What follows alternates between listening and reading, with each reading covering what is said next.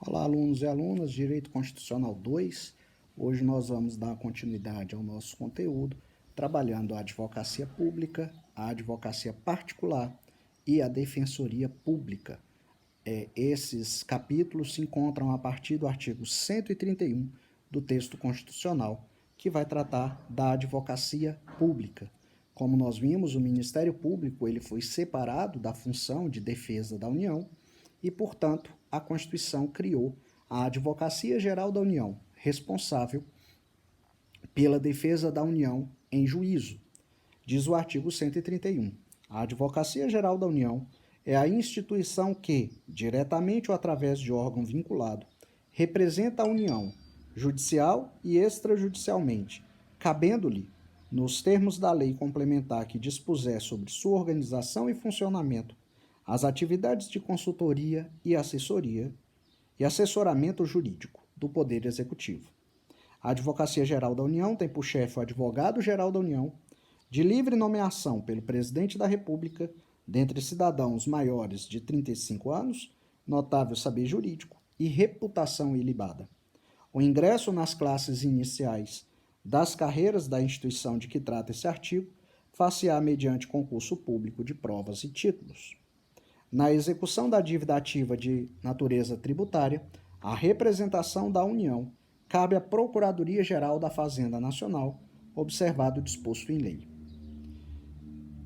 Artigo 132. Os procuradores dos Estados e do Distrito Federal, organizados em carreira, na qual o ingresso dependerá de concurso público de provas e títulos, com a participação da Ordem dos Advogados do Brasil em todas as suas fases, exercerão a representação judicial e a consultoria jurídica das respectivas unidades federadas. Parágrafo único. Aos procuradores referidos neste artigo é assegurada estabilidade após 3 anos de efetivo exercício, mediante avaliação de desempenho perante os órgãos próprios, após relatório circunstanciado das corregedorias. O artigo 133 trata da advocacia particular, que pela primeira vez obteve reconhecimento constitucional. O advogado é indispensável à administração da justiça, sendo inviolável por seus atos e manifestações no exercício da profissão nos limites da lei. Já o artigo 134 trata da defensoria pública. É instituição permanente, essencial à função jurisdicional do Estado, incumbindo-lhe como expressão e instrumento do regime democrático, fundamentalmente a orientação jurídica, a promoção dos direitos humanos e a defesa em todos os graus, judicial e extrajudicial, dos direitos individuais e coletivos, de forma integral e gratuita, aos necessitados, na forma do inciso 74 do artigo 5º desta Constituição. Então, a Defensoria Pública, ela tem como função prestar assessoria jurídica e representar judicialmente os necessitados na forma do artigo 5º 74, que estabelece como direito fundamental a prestação jurisdicional do Estado para aqueles que forem carentes de recursos, e não apenas recursos financeiros, mas também aqueles que se encontram em posição de vulnerabilidade social. Parágrafo 1º.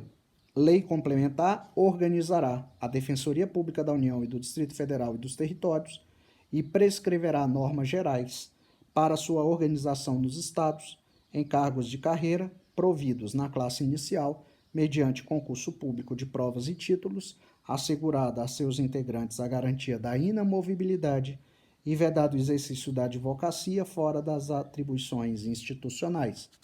Às defensorias públicas estaduais são asseguradas autonomia funcional e administrativa e a iniciativa de sua proposta orçamentária dentro dos limites estabelecidos na Lei de Diretrizes Orçamentárias e subordinação ao disposto no artigo 99, parágrafo 2º.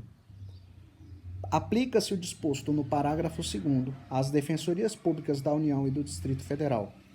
E, por fim, o parágrafo 4º estabelece os princípios institucionais da Defensoria Pública, que são a unidade, a indivisibilidade e a independência funcional, aplicando-se também, no que couber, o disposto no artigo 93 e no inciso 2 do artigo 96 dessa Constituição Federal, E aqui são os mesmos princípios institucionais do Ministério Público. Artigo 135. Os servidores integrantes das carreiras disciplinadas nas seções 2 e 3 deste capítulo serão remunerados na forma do artigo 39, parágrafo 4º. E aí, no nosso próximo encontro, nosso próximo vídeo, nós vamos começar então a discutir o controle de constitucionalidade das normas. Até lá, pessoal!